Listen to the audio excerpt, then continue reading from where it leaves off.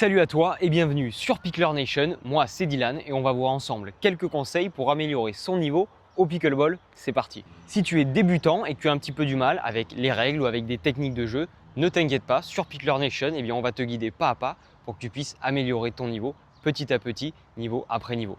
Si vous aimez bien notre contenu, n'hésitez pas à liker la vidéo, à vous abonner, ça nous fait super plaisir. Allez, c'est parti. Première astuce, je le dis souvent sur Pickler Nation, il faut améliorer son troisième coup. C'est un coup fondamental au pickleball. Aujourd'hui, je ne vais pas vous expliquer qu'est-ce qu'un troisième coup, parce que ça, je le lis dans plusieurs autres vidéos que je vous conseille d'aller regarder. Mais on va plutôt voir comment bien faire un troisième coup, quel est le bon mouvement quand on est au fond du terrain. Donc les ingrédients fondamentaux d'un bon troisième coup, d'un bon mouvement, ça va être premièrement de jouer avec sa raquette et parallèle à son corps. Donc on va faire comme ceci et on va pouvoir aller chercher la balle devant nous. On ne va pas faire comme au tennis avec des mouvements très amples, on va faire des mouvements qui sont face à nous. On veut toujours garder la balle dans notre visuel. Et on imagine qu'il y a un mur derrière nous. On ne va pas aller chercher des très grands mouvements amples, on va se contenter tout simplement d'amener la raquette à côté de notre jambe et de pousser la balle vers le haut. C'est une question de pousser et pas une question de faire des grands mouvements amples. Quand vous vous entraînez, n'ayez surtout pas peur d'envoyer la balle au début dans le filet. Vous allez faire des troisièmes coups qui vont être très courts, trop courts. Ils vont tomber dans le filet, juste dessus. C'est une très bonne chose. Pourquoi c'est une très bonne chose? Parce que ça veut dire que vous avez compris que le troisième coup, ça consiste à envoyer une balle qui tombe juste derrière le filet adverse. Donc au début, c'est normal, en vous entraînant, vous allez atterrir dans le filet. Il vaut mieux faire ça, s'entraîner et devenir meilleur qu'envoyer des missiles, des frappes vraiment trop fortes. Ce n'est pas du tout le bon troisième coup au pickleball. Donc à l'entraînement, des balles qui tombent dans le filet, ça veut dire qu'au moins vous avez compris la démarche et qu'avec l'entraînement, ça va venir. Autre astuce maintenant, ça va être comment parer les frappes puissantes de l'adversaire lorsqu'on est à la cuisine. La stratégie, la chose importante à retenir, c'est encore une fois de ne pas chercher à faire de grands mouvements amples. On a envie souvent de faire des grands mouvements pensant qu'on va mettre plus de force. Non, pas du tout. La bonne chose à faire, c'est de simplement parer les coups adverses avec une raquette qui est déjà bien en position et on va se contenter de bien placer notre raquette pour contrer la frappe adverse. Et c'est en fait la force de la frappe adverse qui va rebondir sur notre raquette et qui va renvoyer la balle. On ne va pas chercher, nous, lorsqu'on est à la cuisine, à faire des grands mouvements amples comme si on était au tennis. On va se contenter de parer et c'est comme ça qu'on va réutiliser la force de l'adversaire pour envoyer la balle sur son propre terrain. Astuce bonus pour cet exercice, vous pouvez vous mettre avec un ami à vous. Vous allez vous coller tous les deux à la cuisine et vous allez vous entraîner à faire des volées. Chacun va renvoyer la balle à l'adversaire justement de cette manière-là. Et il y en a un des deux qui va petit à petit reculer jusqu'au fond du terrain tout en renvoyant des balles à la volée. Quand vous êtes au fond du terrain, si vous voulez, vous pouvez la faire rebondir.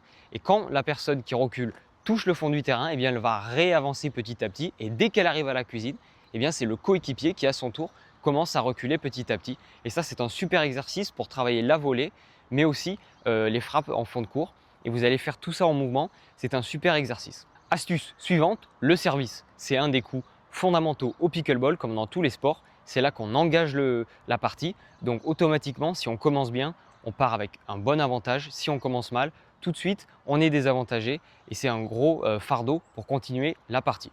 Alors comment bien réussir son service? Première chose, ça va être la position, l'endroit où on va servir. Qu'est-ce qu'on fait? On se met derrière la ligne de fond et on va avoir deux possibilités de position de pied les plus courantes pour servir.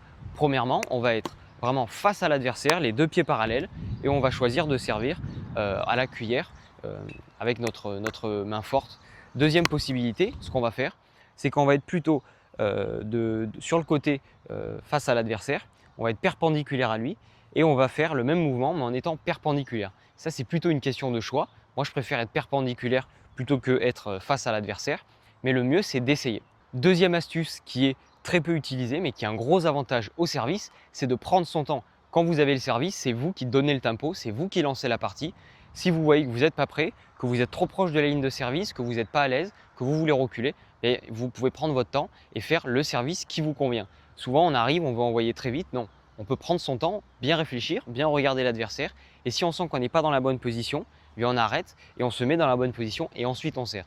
Vous allez voir qu'en faisant ça, vous avez beaucoup plus confiance dans votre service et vos résultats vont s'améliorer. Enfin, au niveau de la raquette, pour améliorer son service, ce que vous pouvez faire, c'est de bien prendre la raquette en bas du manche. Si vous la prenez ici, vous allez mettre beaucoup moins de force dans votre raquette. Si vous la prenez ici, vous en mettrez beaucoup plus. Il y a même parfois certains joueurs qui aiment bien laisser un petit doigt dépasser pour avoir encore plus de mobilité avec la raquette et ils peuvent frapper encore plus fort.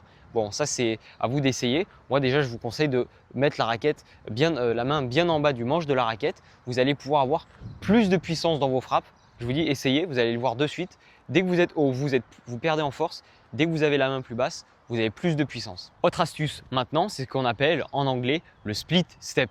En réalité, c'est un nom un peu compliqué pour parler du mouvement, de l'action que l'on va effectuer lorsqu'on va commencer à avancer vers le filet après le troisième coup et que notre adversaire va nous renvoyer la balle pendant que nous on monte. C'est un moment assez difficile, assez dangereux puisque très souvent on est en pleine course, l'adversaire va frapper et on ne sait pas quand on doit s'arrêter, comment on doit rattraper la balle. On est un peu en panique et souvent on va perdre le point. Quand on est dans cette situation, il y a une chose à retenir, c'est une chose unique et vous allez voir que si vous la retenez, ça va largement améliorer votre jeu. C'est une chose très simple. La règle, c'est la suivante, c'est que vous commencez à arrêter votre course, à vous arrêter à pieds joints, net sur le terrain, peu importe où vous êtes, lorsque vous voyez que votre adversaire commence à armer son mouvement pour frapper.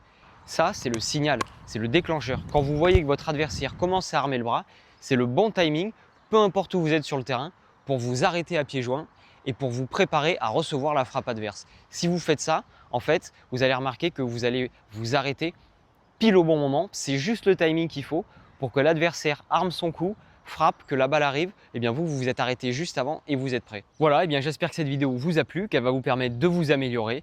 Si vous appliquez ces quelques conseils pratiques, ces petits exercices, vous allez voir que rapidement vous allez vous améliorer. Si vous voulez d'autres sujets de vidéos sur Pickler Nation, eh bien je vous invite à nous les transmettre en commentaire, ça nous fait très plaisir et on va vous écouter pour faire les prochains sujets de vidéos. Moi je vous dis merci beaucoup, mettez un like, abonnez-vous et à très bientôt sur Pickler Nation. Ciao.